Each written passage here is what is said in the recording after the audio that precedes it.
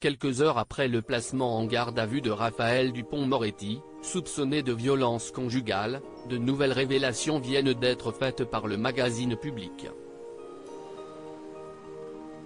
Un proche de la victime supposée témoigne.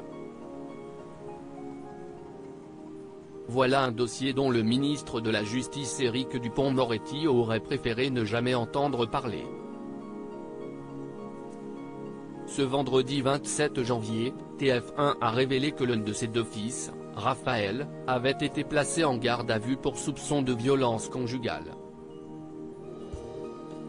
Fruit de ses amours avec son ancienne épouse Hélène, il aurait été appréhendé à la gendarmerie de Courchevel, en Savoie, où il aurait été entendu librement jeudi par les gendarmes, avant d'être convoqué un peu plus tard puis placé en garde à vue et de nouveau auditionné ce vendredi.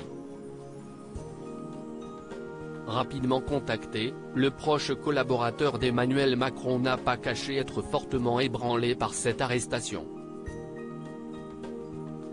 En tant que père, je suis dévasté, j'ai une pensée pour la victime, chaque violence quelle qu'elle soit est intolérable. En tant que ministre, je n'ai cessé de lutter contre les violences faites aux femmes et que pour que leurs paroles soient prises en compte. En tant que citoyen, je demande à ce qu'on respecte ma vie familiale. Il appartient désormais à la justice de faire son travail, a fait savoir le garde des Sceaux à LCI. Mais que s'est-il passé pour que son fils soit placé en garde à vue? L'ex-compagne de Raphaël Dupond-Moretti aurait pris ses distances dans les colonnes de Public. FR, un proche de la supposée victime en a dit un peu plus sur les événements qui ont précédé l'arrestation de Raphaël Dupond-Moretti. Selon le magazine, le fils du ministre était en couple depuis environ 8 mois avec une femme plus jeune que lui. Une relation qui aurait été chaotique et difficile pour cette dernière.